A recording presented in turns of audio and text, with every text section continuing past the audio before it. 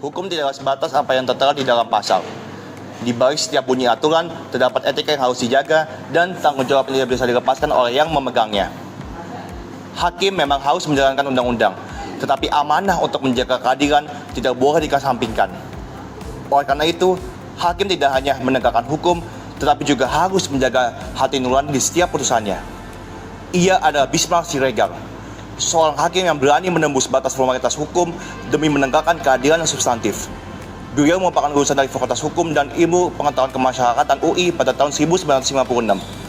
Sosok beliau kami pilih karena beliau merupakan sosok nyata yang merepresentasikan etika dan tanggung jawab profesi hakim dalam praktik. Dulu mungkin Anda masih sangat kecil ketika itu, di tahun 80-an. Itu ada seorang hakim, Bismar Siregar namanya ya, pernah dengar ya. Dia berani menyatakan saya tidak ikut hukum resmi ini tidak adil. Saya buat keputusan sendiri, ini rasa keadilan dalam masyarakat. Sehingga dia lalu menjadi sangat populer karena membuat keputusan yang fenomenal ketika itu. Ya, di mana orang pacaran dinyatakan bersalah karena tidak mau mengawini. Padahal menurut hukum lah itu suka sama suka, tapi oleh Bismar dihukum dia. Sehingga dia diangkat ini hakim yang sangat progresif. Lalu diangkat menjadi hakim agung dan sangat terkenal dengan apa yang dia sebut sebagai jurisprudensi dan kemudian banyak diikuti gitu, sebagai presiden. Karir Bismar dimulai dari meja jaksa. Dari tahun 57 hingga 61, ia berkarya di Kejaksaan Negeri Palembang, Makassar, lalu Ambon. Akan tetapi, hati nuraninya memberontak. Jiwanya merasa tidak cocok dengan kepatuhan buta pada atasan.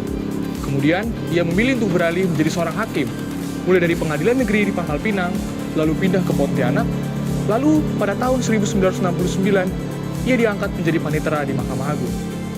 Pada tahun 1971, ia naik kembali jabatannya sebagai ketua di Pengadilan Negeri Jakarta Utara dan Timur. Lalu, pada tahun 1981, ia diangkat menjadi hakim tinggi di Pengadilan Tinggi Jawa Barat, kemudian di tahun 82 menjadi Ketua Pengadilan Tinggi Sumatera Utara.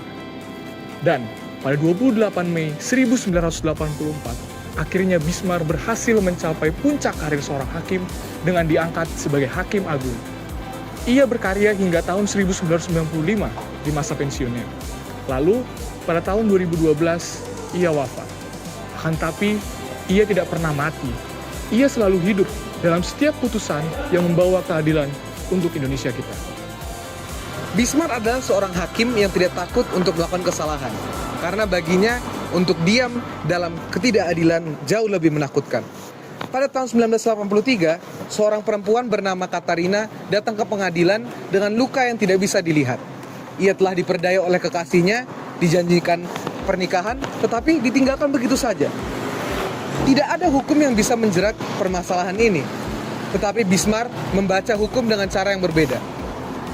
Pada putusan nomor 144 tahun 1983, Bismar mengatakan bahwa kehormatan perempuan adalah suatu nilai dan merampas nilai tersebut dengan tipu daya adalah penipuan dengan makna yang sesungguhnya. Memang benar, berikutnya di bagian Mahkamah Agung putusan tersebut dibatalkan. Tetapi Bismar tidak menyesal karena dia telah menunjukkan kepada kita, membuat kita bisa bertanya, apakah benar-benar hukum yang kita pegang saat ini bisa menjaga manusia-manusia di Indonesia. Lahir dan dibentuk oleh didikan agama yang kuat serta nilai-nilai moral yang luhur, Bismar mengingat satu hal ketika ia mengenakan toga, yaitu keadilan tidak bisa ditimbang dari mesin yang bernama undang-undang. Banyak hakim yang berlindung di balik teks-teks masa lampau, namun Bismar menolak menjadi tawanan pasal. Ia sering menjadikan dirinya sebagai seorang seniman hukum. Sebagai seorang seniman, hukum bukanlah instrumen hitungan matematika yang pasti, melainkan keadaan yang pasti. Bagi Bismar, lebih baik menyimpangi undang-undang daripada menyimpangi keadilan demi undang-undang yang usang. Warisan-warisan Bismar Siregar bukan hanya pada putusannya yang bersifat sensasional, melainkan juga pada keberanian dia dalam menempatkan keadilan di atas nilai-nilai, di atas sekedar bunyi-bunyi pasal. Bagi Bismar Siregar, hakim harus menggali keadilan yang substansif, yakni keadilan yang bersifat memberikan rasa aman kepada masyarakat.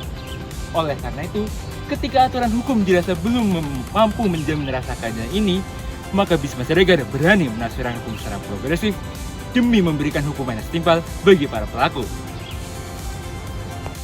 Integritas dan independensi dari Bisma Siregar pun dapat kita jadikan sebagai teladan, di mana ketika terjadi banyak pertentangan mengenai putusan-putusannya yang sensasional, Bisma Siregar tetap teguh pada pendirian dan keyakinannya. Beliau membuktikan bahwa hakim harus terbebas dari segala tekanan, opini publik, dan kepentingan tertentu. Nilai terakhir yang dapat kita ambil dari Bisma Siregar adalah keberaniannya. Keberanian dalam mengambil keputusan yang tidak biasa, berani berbeda, dan berani menanggung resiko demi menjaga keadilan tersebut. Teman-teman ETJP sekalian, telah sampailah kita pada penghujung video ini. Dari kasus Bisma Siregar, kita dapat belajar bahwa hukum tidak hanya berbicara mengenai kepastian hukum, tapi juga berbicara mengenai kebenaran moral demi menegakkan keadilan tersebut. Akhir kata, saya mewakili teman-teman kelompok 3 TJP mengucapkan terima kasih dan selamat menyaksikan.